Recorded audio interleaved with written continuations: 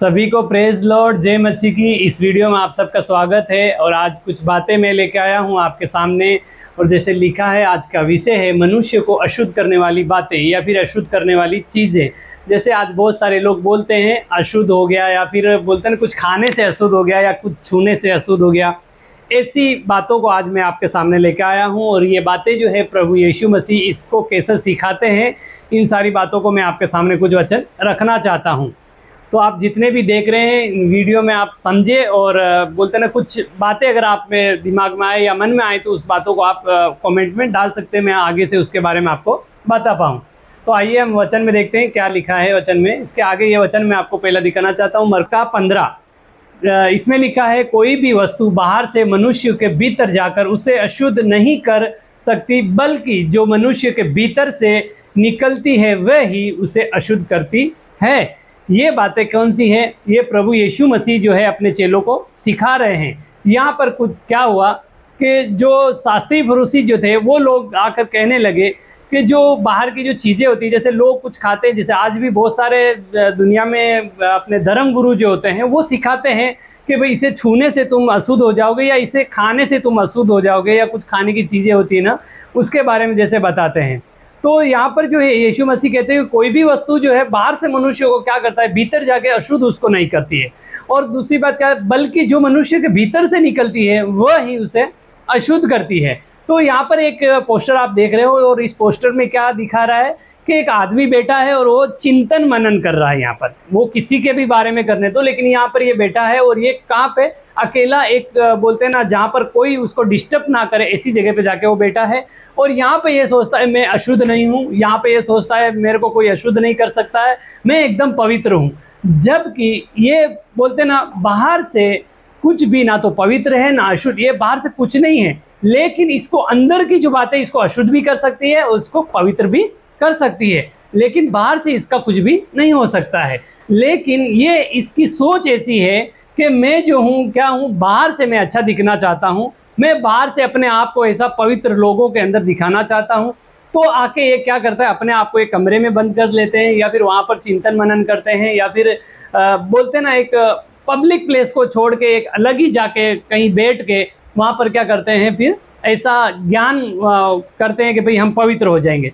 लेकिन मैं चाहता हूँ कि जैसे यहाँ पर लिखा है, बल्कि वो शब्द है बल्कि जो मनुष्य के भीतर से निकलती, सोचिए ये कितना भी मनन कर ले, लेकिन इसके अंदर की जैसे बुराइयां जो है, अगर इसके अंदर जो है लालच है, बुराइयां हैं, अगर ये इसके अंदर हैं तो ये कितना भी चिंतन मनन कर ले ये अशुद्ध ही रहेगा, ये पवित्र नहीं हो सकता है।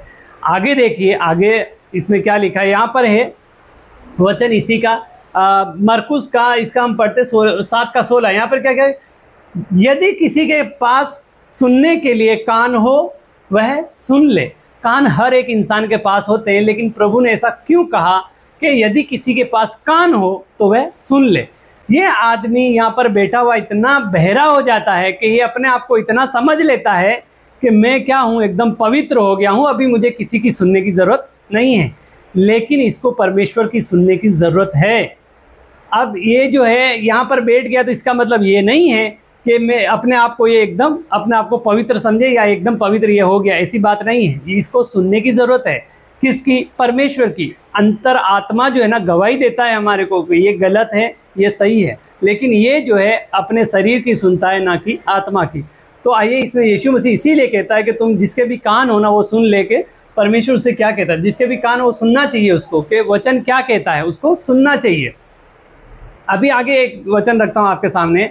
यहाँ पर यीशु मसीह है और इसी को ये क्या बता रहे अपने चेलों को, ये बताते हैं मरकुस की किताब 7 का 19 यहाँ पर है, और इसमें लिखा है, क्योंकि वह उसके मन में नहीं बल्कि पेट में जाती है। कुछ भी चीज़ यहाँ पर यीशु मसीह सिखा रहे हैं, बाहर की कुछ भी वस्तु अगर आप खाते हो तो उसके मन में नहीं पड़ती है, वरन उसके पेट में जाती है।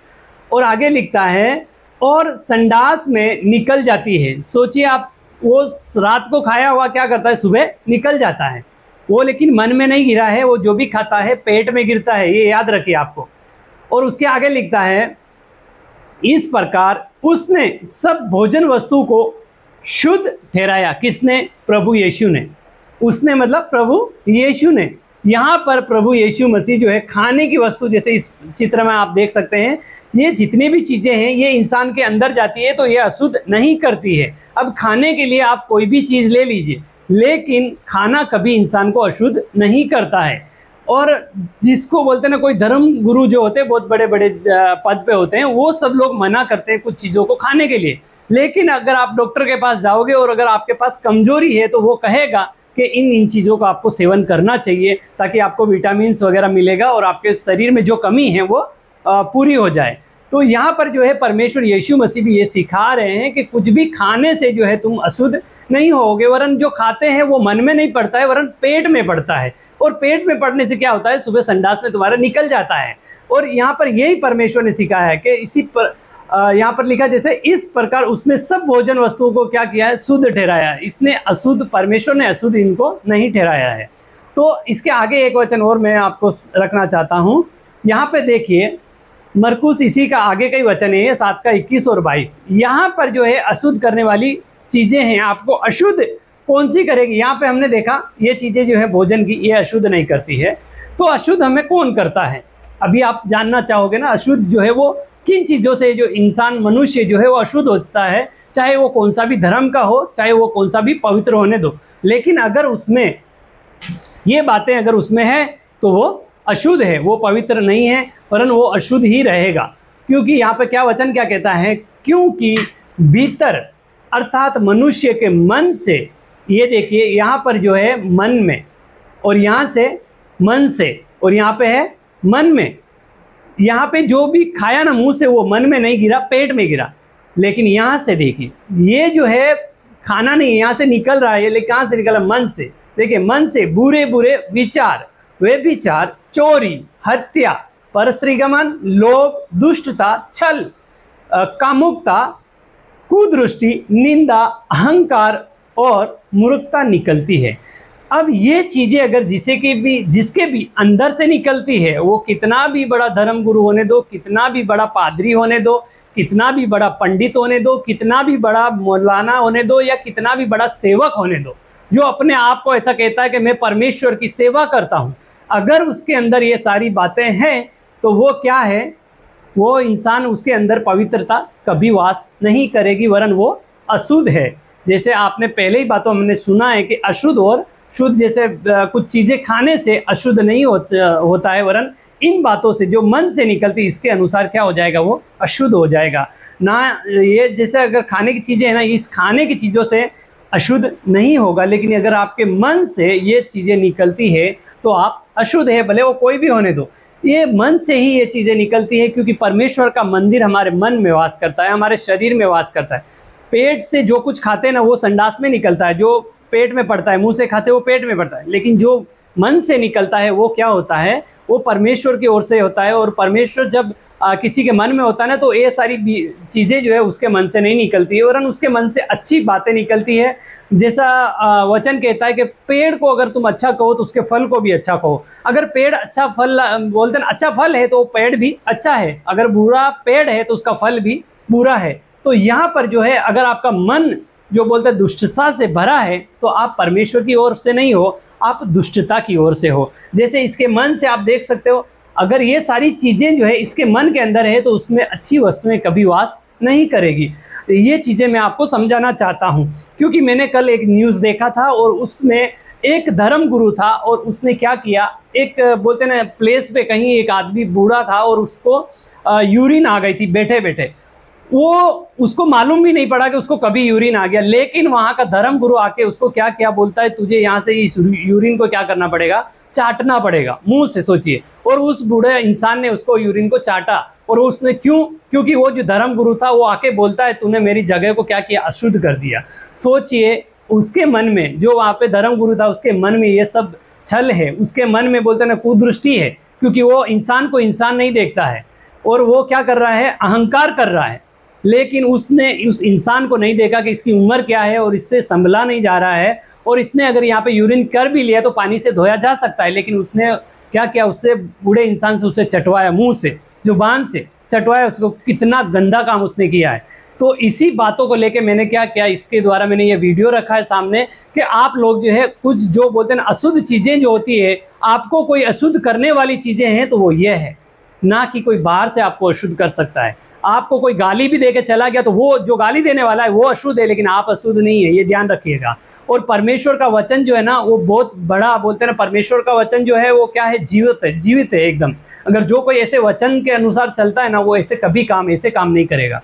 जैसे वचन कहता है इब्रानियों 10:31 के कि जीवित परमेश्वर के हाथों में पड़ना भयानक बात है। वो इंसान जो बोलते हैं ना, उस इंसान को, जो बूढ़ा इंसान था उसको डांट रहा था, उसको ऐसा काम करवाया, वो इंसान मरे हुए बोलते हैं ना एक पुतले के अंडर में था। अगर वो जीवित परमेश्वर के साथ होता ना तो वो कभी ये काम नहीं कर पाता। और जब उसका सामना होगा जीवित परमेश्वर का, तब उसका क्या हाल होगा वो देखिएगा। क्योंकि अगर उसने मन नहीं फिराया और परमेश्वर के सामने उसने पश्चाताप नहीं किया और उस इंसान के सामने उसने सॉरी नहीं बोला, तो फिर उसको क्या होगा, बहुत बुरा हाल उसका होगा। मैं चाहता हूं कि आप भी हर एक इंसान को पहचाने और इंसान के साथ इंसान का बर्ताव करें, ना कि जानवर का। जानवर भी होते बहुत समझदार होते हैं आजकल, लेकिन इंसान उससे भी बदतर होते जा रहे हैं।